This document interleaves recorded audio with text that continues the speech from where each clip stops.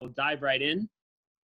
Well, welcome, band. I'm excited for our second of the series of 6 calls to learn more about relationships when it comes to development and MITs and managers. So we've got Buddy Boyd going to be jumping on, and currently division manager up there in Kansas, and we're fired up to learn from him.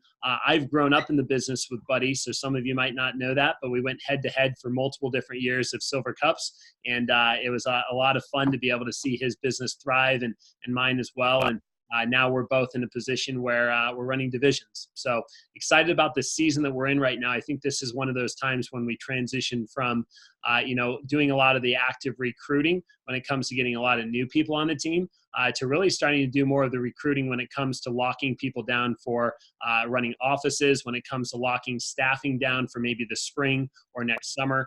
And for me, it's, business is relationships. We've heard that for a long time. So one of the things I've always worked on and or always wanted to learn more about was how I can make better and stronger connections, how I can build more bridges, and how I can really make sure that, I am getting my highest efficiency, I guess, if you will, from candidates to actually my development pool that goes out. And I think that this is one of those linchpins in that season and in that journey that we really need to be good at, right, as managers. And so I'm just really eager to learn everything from Buddy that we can as we move forward. I think Buddy's having over $1 million year. I think this is his second time, if I'm not mistaken, knocking out $1 million for the year, and just said that he had a 15K fast starter. Third time? Am I wrong? All right, third time. All right, great. Well, I'll update my bio. I'm using last year's. But anyway, third time over $1 million. And what I'm fired up about is, he's in a position right now. Just had a 15K fast starter.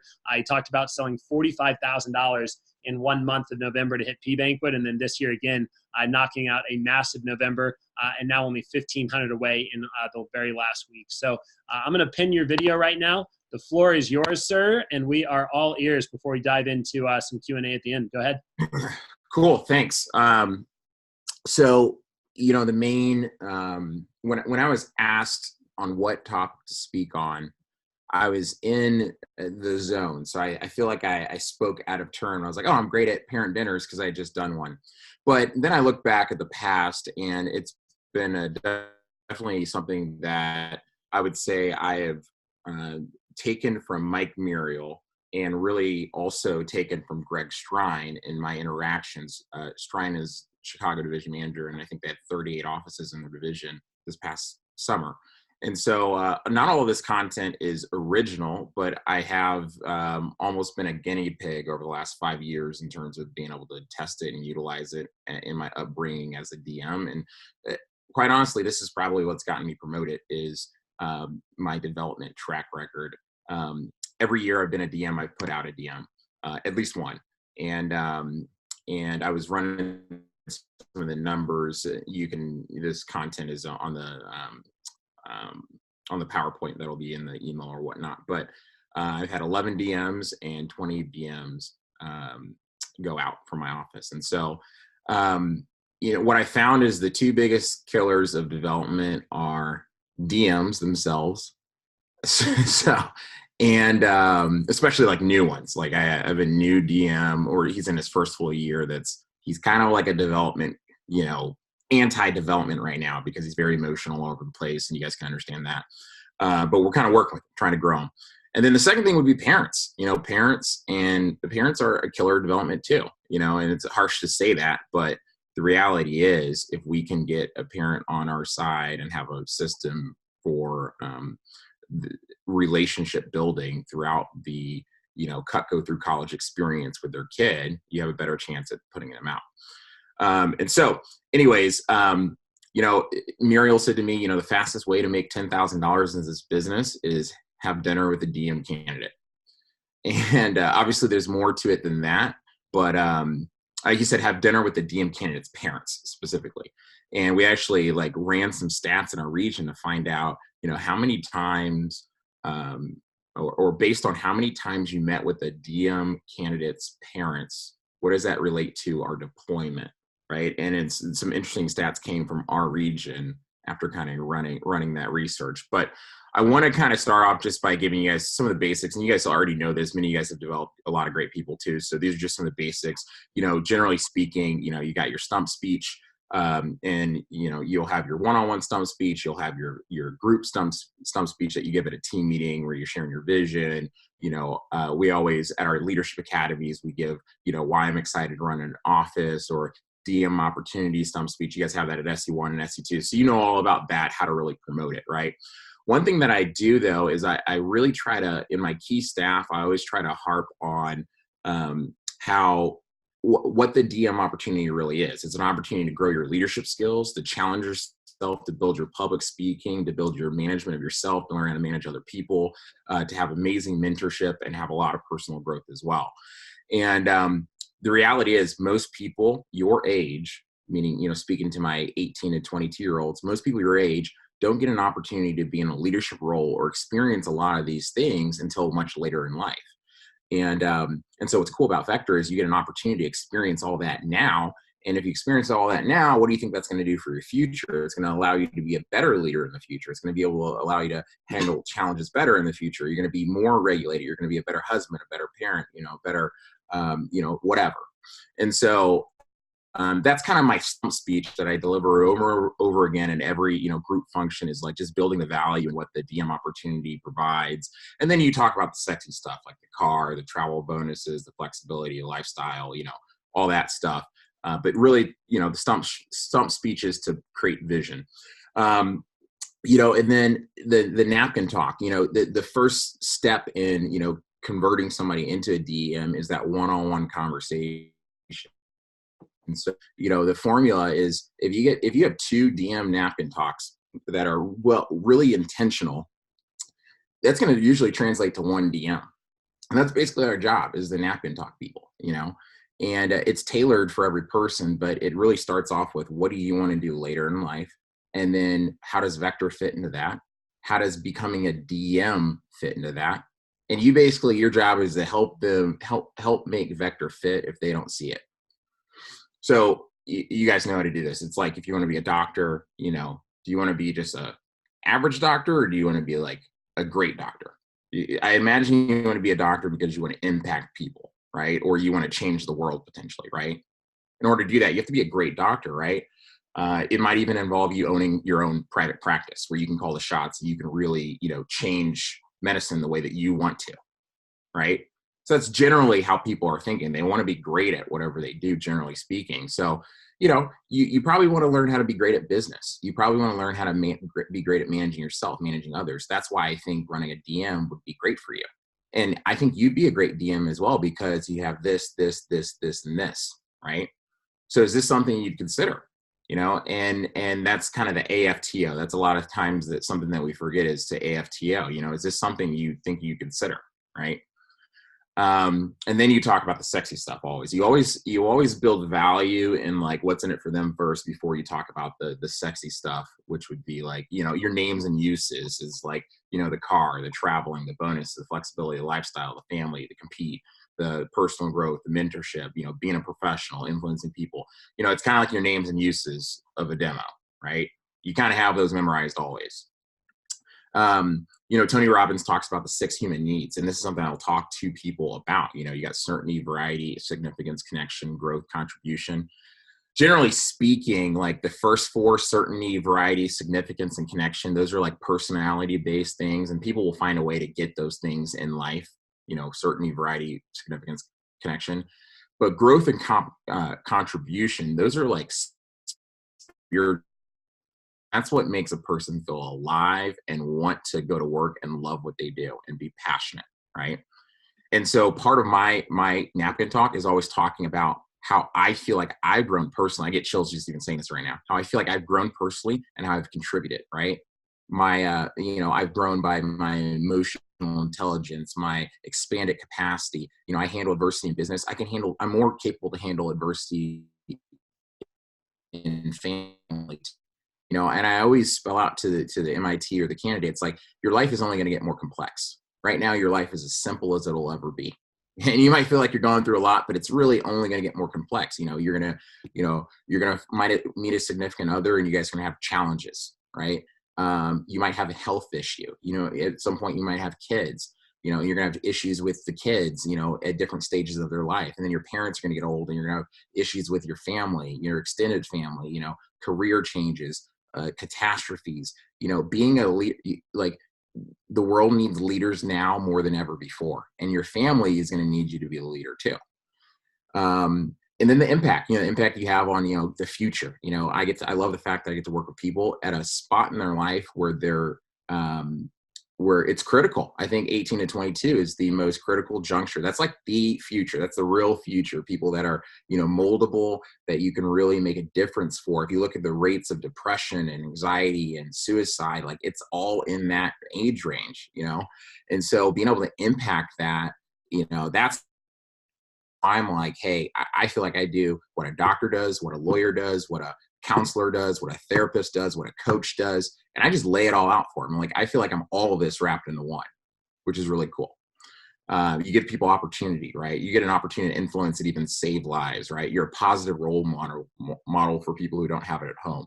So this is like me building value. So it's like, is that something you'd be interested in? And they're like, yeah. And like every single time I go through this with a person, they're always like, yes. And then this is where you get to the next point. What does your family think about your career opportunities here, or do they even know about them? Right? What does your family think about your career opportunities here, or do they even know about it? Right? And generally speaking, you know, their mom and dad are like, my son sells knives. They don't understand anything beyond that, right? So that's where it's important as the DVM or DM even to initiate the meeting with the family and set that up. Okay, so I'm going to pause here because I'm going to go back to like, I know I just kind of threw out the stump speech, the napkin talk, the initiation of the contact with the parent, but the parent initiation actually starts earlier than that. And for me, my first contact with parents is first weekend demo. Okay. And I don't coach, like call me on every demo per se, because I don't have the capacity to handle that in a lot of cases, you know, especially with big trainings and such. We do have a PDI system and whatnot, but I do have my top people call me on their parents' demos specifically. And this happened with my, this kid I trained this past week, and then with the 15K fast starter the week before. And I always, as soon as they're like, hey, I'm in the demo right now, I'm seeing my mom, I just showed her the homemaker or whatever, I always tell them to call me at the homemaker for the parent demo specifically. Then I'll say, what's your mom's name? Okay, cool. Put me on speaker really quick. So I'll introduce myself. My name's Buddy Boyd. I'm your, you know, son or daughter's manager. And first off, I just wanted to say, you know, your son or daughter is working incredibly hard. They were super focused in training. I was really impressed with their level of professionalism and effort, and they really set a big goal. I gotta imagine that's gotta have to do something with the way that you raised them. So you did a great job, mom or dad. And then usually I'm like buttering up the mom, right, and the dad, and they're like, oh yeah, and they're feeling really good. And then I'm like, so, you know, what did you think of Cutco? Had you had it before? And then I'll just, you know, give them a deal or whatever. But I always, in that conversation, I always like tell them to save my number or get it from their, you know, whatever. And I just invite conversation, right? I invite contact, and that's on that first parent demo, first weekend. Okay. So that's the first thing, talking up their kid, making them, you know, understand that you're inviting them to the office even. It's like, hey, by the way, if you get a chance, if you ever drop your son or daughter off the office or come by, I'd love to meet you in person, put a face to the name and whatever. So that demo, I think, is so critical early in their career, just letting them know that the manager is a nice person. The next key drivers that we have kind of in our system are, in my system, I'll call it, is there's basically 5 key things that we focus on with the tenure of the MIT and engagement with the parent.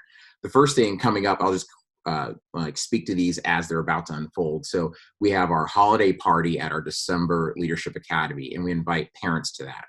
Last year we did it at a restaurant on the Plaza here in Kansas City. So we had our Leadership Academy, and then later that night we had like a dinner, and it wasn't even dinner, it was like a buffet, and I actually paid for an open bar for all the parents. So it's like, you guys come, whatever, no big deal. I spent $500 on it. And it's worth it. I mean, you don't have to do that. I know in years past, we just had some bottles of wine or whatever, but that's something we'll do, the holiday party in December, right after our December Leadership Academy. Right now, I'm confirming people's parents for that. So I will talk to the kid, be like, hey, can your parents come? Are they down? And then, or I'll get the parents' number if the kid is kind of like holding back, and I'll personally call and let them know that we have this coming up, and I'd love for them to come. So that's the first thing. Second thing is year-end banquet. Okay, everybody's year-end banquet obviously is, sometime in January or early February or whatnot. But I really think that 50% of your attendees at YEB should be parents or family. And we've always had like our attendance numbers are always bolstered by the amount of family that comes. Because when a family member comes to YEB, it's just they just see the bigger picture. You're way less like, I've never lost somebody going into the summer whose parents came to YEB. In fact, most of the time they're retained for multiple years after the fact. So trying to get that invite, and I usually do a hardcore at the holiday party if I have one goal when I'm working the room and chatting with people, that is like inviting them to year-end banquet, right? The third point in the calendar, and this is kind of like, after YEB, with the people that are going out, that's probably one of the last contact points for their parents. But then in the spring, I kind of start in the pilot, and I'll have what I call a summer AM planning day, where we kind of sit together and plan out the summer. I'm sure you guys do something like that. But I also try to have a parent dinner with each of my AM's parents, right? And it might not be a dinner. When I say dinner is a loose term. It could be coffee, it could be lunch, it could be, whatever. So just don't think you gotta do an actual quote unquote dinner. It's just a meeting FaceTime with them. And so I'll meet with the parents and just talk about what, the summer is going to look like, and just prep them for, how their son or daughter is going to feel. I give them income expectations. I talk about stuff like that. It's like, hey, things are going to be really hard for your daughter or your son. And, for me, I'm a new dad, I've got 3 kids. And I just think at some point in my life, if my daughter comes up to me and is like, Dad, this is really hard, I'm going to probably tell her, to not quit. Right. I'm going to tell her to stick it out, or I'm going to tell her to, I'm going to help her. Obviously, I'm going to be supportive, but, and I don't want to give you coaching, I don't want to give you parent skills, because you've been a parent way longer than I have. But, sometimes it's important to just do the same parenting you've done your whole life that's gotten your kid to this point, support them, I guess. And so that's something I'll have that kind of conversation with them prior to the summer. All right. In the summer. So this would be like new development. And this is kind of what's gotten us to where we are right now. So summer, right after SC1, we usually do a parents' night at the office. These are predominantly like new reps. And this is like people you might have spoken to on the phone in the last couple weeks after their kid launched. And then you're like inviting them to this parents' night. I had one this summer. I had probably like 25 parents at my office, showed them around the office. We had beer and wine. I had veggie trays and stuff. I had my wife there. She was working the room. The reps came too. It was just like a totally casual and laid back. I got up in front of the room and spoke for like 5 minutes. I showed them the scholarship report where some of their kids were listed.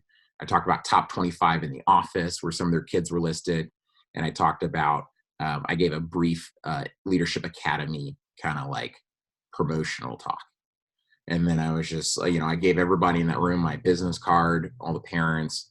That way they had me as a contact, and et cetera. So that's generally like right after SC1, we have that in the schedule to do a parents' night. And also that helps with SC2, by the way, because, you can kind of pre-frame, hey, these next 2 weeks are going to be pretty intense for your kid too, but this is why they're working so hard. So you can kind of have a parent PC prior to.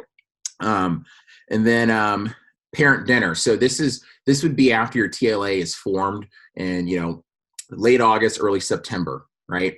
And I would try to piggyback these dinners or coffees or whatever onto our Leadership Academy weekend. So I put in my calendar, if we have a Leadership Academy on a Saturday, Friday night, I want to meet with somebody's parent. Saturday morning, I want to meet with somebody's parent. And Saturday night, I want to meet with somebody's parent, depending on how many people I have that I need to get together with, right? So I try to piggyback, because they're generally coming home. I don't know how you guys do your Leadership Academies, but we have a weekly call, obviously, but we have a monthly get-together. And so our monthly get-together on Saturdays, when they come home, they're going to probably see their parents at some point. So I try to, a couple weeks in advance, try to orchestrate that. So I have a kid, this Saturday, I'll be getting coffee with their parents before our Leadership Academy. So that's where you can really do some serious work. And your best candidate, I think, are like the night before, that Friday night, You're meeting with, one-on-one with the parent or Saturday night, Friday night or Saturday night, you're working with them. So again, this is where you can really get the high conversion. If you got a candidate, maybe someone who's giving you a letter of commitment or is on the verge, right? Or they you see them as a major player. You've had lots of conversations about them running an office. They're interested in it. Now you just gotta a lot of the closing can take place with that. You get that parent support. You can really close them. So we have in our region, we have a DM opportunity booklet. And it's kind of like a, I don't have any in my bag here. It's kind of like a little blue book that kind of spells out the DM opportunity. I'm sure you guys have something like that or whatever. So I always have one of those ready on standby to give to them as well in that meeting.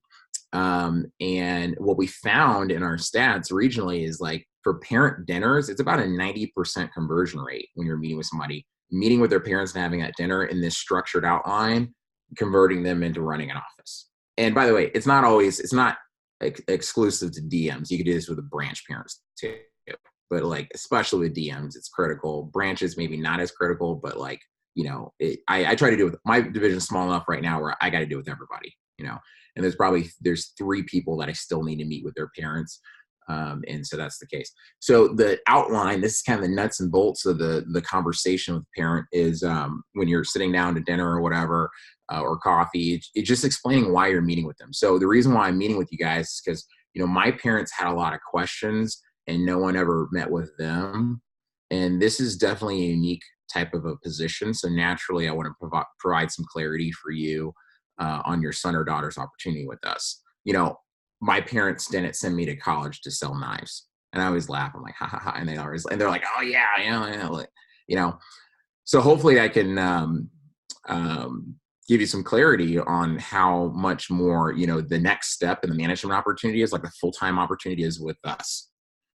So kind of with that being said, what questions do you guys have about, the upcoming opportunities? I'm sure that, Joe has talked to you about, running a branch or becoming a district manager or being in management. So what questions do you guys have about the job? So I always open it up with do you have questions? And I always give them a push away, by the way. And if you don't have any questions, by the way, I can kind of just talk a little bit about what they've done and we can just drink and have fun. So I always give them a little push away. But generally speaking, I found that they're going to give you basically the same questions. And they're usually really baseline and pretty dumb. Meaning how long has the company been around for? Or where are you based out of? Or so is he in the region office or the dish? They're really kind of just baseline kind of interview-esque type questions, right? So those are easily handled. So some of the other questions that are a little bit more in depth that I got some coaching from Muriel on really how to handle are things the question of steady income, right? That's something they just want their kids to make great income, right? And I always mention, when they're hey, obviously they're running a business, so are they going to make money doing this, right? And I always just tell them straight up, just like any other business, the goal is profit. And what's cool is we coach our people on how to be financially savvy. So we have our withholdings program, which is something your son or daughter is currently doing. They're saving money monthly in our Leadership Academy. Also, we don't just throw them out there and leave them hanging. We have a full-on accountancy company that we let our managers, enroll in, basically. It's called Rising Stock, and they give us a printout every single month of everything we spend money on, exactly how profitable we are, and the numbers. And a lot of people who run businesses don't have resources like that. But you have an accountant. I have an accountant that tracks every single dollar that I spend, every dollar that comes in, and every month I talk to them, and they hold me accountable to the way that I spend money. So I use Rising Stock as leverage to talk about how we're going to teach them how to be financially savvy. Does that make sense? So whenever they bring up that question, it's hey, the reality is, they've never had this amount of money and this is going to be new to them. So we're not going to just leave them hanging. We have a company that kind of handles that. Another thing they ask about is insurance, right? And, or do you guys have healthcare or whatever? And, generally speaking, my response to that is, Yeah, well, just like anything else, most people are on their insurance until 26. I think that's the law now or whatnot.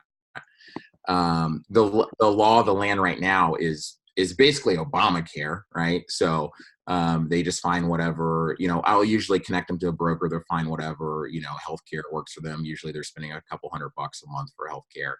Some of our people do health share programs. But what's cool is Vector has all these cool kind of bonuses and incentives that offset the cost. So at a normal job, you might get paid $70,000 a year, but they pay for your health care. But the reality is, if they didn't pay for your health care, you probably get paid $80,000 a year. Somebody's paying for it. And it's usually like you're generally like making less money at a W-2 job because they provide health care, because they're not just eating that cost per se. They just pay their people a lesser salary. Does that make sense? And then they're like, yeah, I guess that does make sense. Yeah. So, we have cool bonuses that they can kind of offset those costs now. And I show them in the DM handbook, some of the bonuses like campaign or pace and stuff like that. They'll ask me about taxes. And again, I'm like, hey, they're going to have a spreadsheet that has everything we have with tax withholding. So it's kind of like a normal job where like every month they're putting away money for taxes. It's just not going to the government. It's going to a separate account, and they can kind of use their discretion and take advantage of that. This is an advantage because, again, if you're making $70,000 a year, you're actually really only making $55,000 because you're losing 20% in taxes. Whereas most of our people pay 5 to 10% taxes. So they actually make more because of this tax advantage, which is cool. They'll ask about things like, do you have 401k? Yeah, well, yeah, you could set up a Smith Barney through our company. You could do that. There's a lot of different 401k programs you can do. The company doesn't match it. In fact, most companies don't match these days, especially for like entry-level positions, like people that are in their 20s. They're not getting 401k match. And then, yeah, and my wife, like, she worked for a company that she was there for 4 years, and they started matching the first year, and then they took it away the next year when business got a little tougher. So it's like that stuff isn't guaranteed ever, no matter what career you're in. The biggest question, by the way, is the how long, what's the retention rate? Like how long would they be doing this?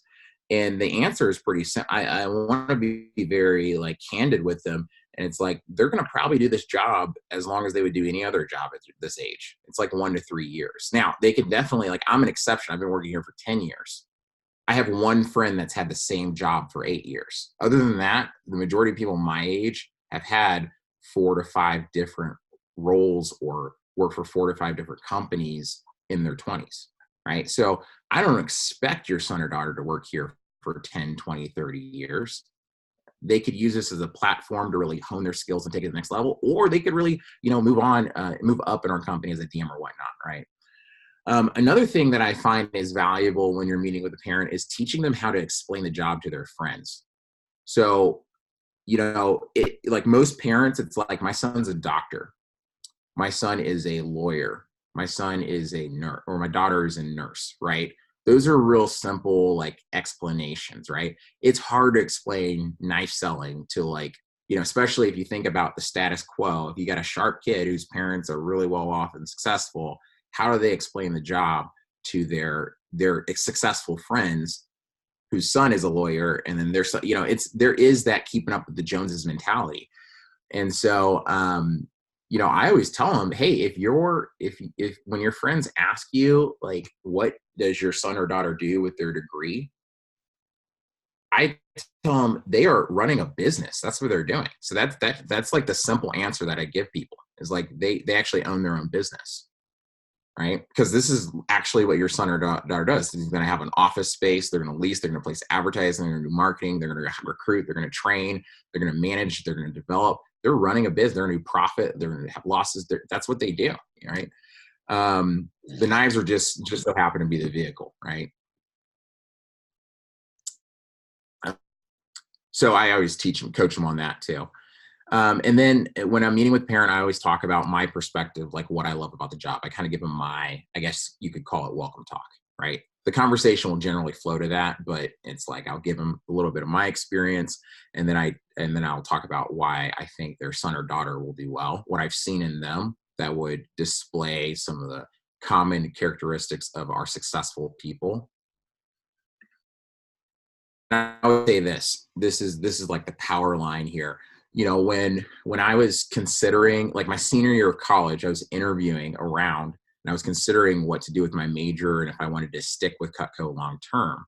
And I remember my mom, you know, saying to me, "Oh, they just want you to work there, so they make a lot of money. They make a lot of money off of you."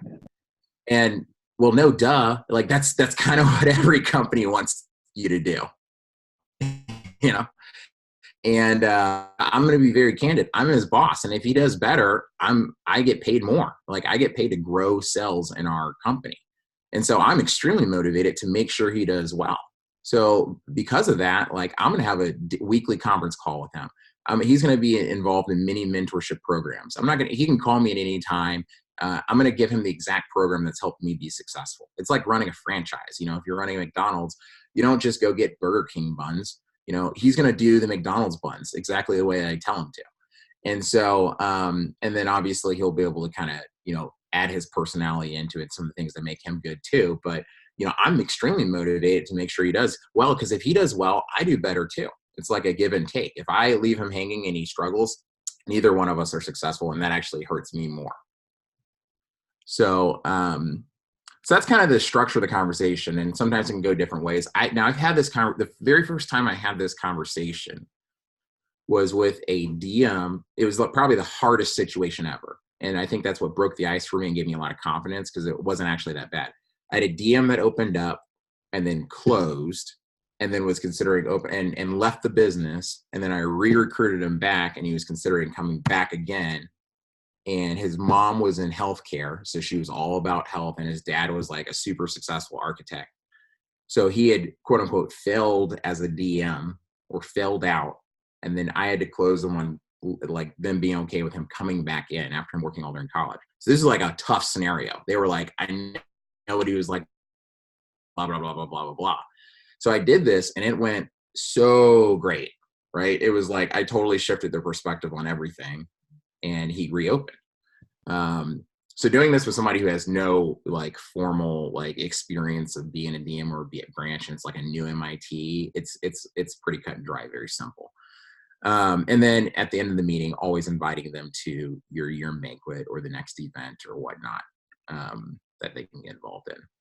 But again, you know, we're commissioned as DVMs in our region to put out 5 DMs a year. Not specifically from our pilot. We want the majority of them to come from the pilot, obviously, but in our district, or our division, we should be growing by 5, right? So the 3 things I think that are just consistently to be implemented would be the stump speech, delivering it often, the napkin talk, and then parent dinners. You know, if you put on the agenda that, you know, like every key player meeting with their parents over the next 3 to 4 months, you're going to really secure the deployment and really grow the best division you can. So that's what I got.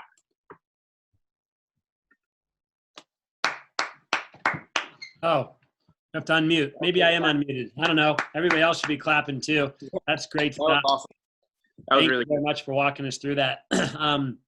I've got some of my own takeaways and feedback, but does anybody have any questions for Buddy Boyd and what we've covered so far? Yeah, I had a quick question. So I have 5 of my candidates have run branches multiple times. 2 of them are considering district right now. Like they've told me like, oh yeah, and their parents are pretty bought in. How would you go about somebody that like they've been with me 3 years now, 2-time branch. How would you go about having dinner with them now? Like, would you do it the same way? Cause like they're kind of bought in already and so are their parents, but would you consider still doing this to just kind of tie down any loose ends of things like that? Or how would you go about it? I mean, I'll tell you, their parents are probably less bought in than you think, especially if you've never met with them. Yeah. So the structure, that's about it. Yeah. So I would like, and I've done this with branch, like somebody who branch. And when you do this, you just highlight like their past success, right? Or you highlight how they've grown from one summer to the next, and then reference, you've probably noticed them becoming more motivated, like doing more, you know. And so that's kind of like how you just highlight their success, and that's why you think they do really well. But if you've never met with their parents or had that, like for a 2-time branch manager, for sure, it's like they really, it's important. The most interaction they've had was, I guess, a call with John. He's pretty good, but I mean, a dinner would probably really seal the deal. Sure. Yep. And what I did, back in the day with Donald, Donald and Muriel both flew to KC to have dinner with my parents, and that's how important they thought that my retention was. And Wow. so I had both of them like boom, double teaming my parents, and it was great. And my parents weren't negative. I mean, I'd done Cutco all through college, and I paid for they were like totally like neutral but supportive, right? And then it just like, and then they came that following year. They were up on stage when I got my awards, and they were like, "Oh, this is cool. I see what he's going to do great." And now they have a sense of pride in what I do versus a sense of indifference, I guess. It's good. Do you guys send them a Christmas gift, the parents? I've never done that, but that's a great idea. Never done that though. Like I've done poinsettias and chocolates, but I just want to know if there's any other like really good ideas. And then we just do like our year-end banquet like invite in there. Do you guys have any? Well, the idea I got from John Rulin at SLC was write a handwritten letter. And I do that. Like I know, I just didn't know if maybe it was better to not do a Christmas gift and do something like in January. So it's like more along the lines of giftology. It's not expected because obviously with Christmas, I had intended on doing something right after Olean to be like, hey, thanks for your support and having them come on the trip. But then now it's closer to Christmas than Olean. So, okay. And could you guys share the booklets that you guys use for the DM? We just made new ones and I think they're really good, but I just love to see what kind of info is in your BM, DM. Like, do you guys have a separate one for a BM, a separate one for a DM? Like, we kind of have two. I don't know if you guys have one or two. We just have a DM one. I'll have to see if I can get an electronic version of it. What'd you say? Do you have a branch one?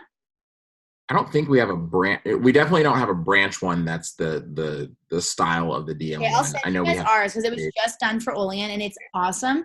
And like the branches from last year, like why didn't this exist? Like it really, like you guys are saying, it really helps. But I would just love to see your guys. I can share ours as well. What else was I going to ask? I think that's everything. Okay. Hey, buddy, you talked about for your weekly call and monthly meeting, you guys have Leadership Academy one time a month. Do you do individual calls or do you do like a weekly group call? Yeah. So we do a weekly group call. And then we do laser calls, obviously. And then we do a once a month. Like, it's not like we had a September Saturday Leadership Academy, and then we did Olean, and now we're having our November one, and then we have a December one that will have the holiday party. So we have 4 in the fall, and then we had, COC and one in August. Totally. Do you guys, how long are those group calls weekly, and when are they? The group calls weekly are an hour. And I just do those in my schedule. It's Tuesday from 4 to 5. And then our Leadership Academy this Saturday is 10 to 4. Cool.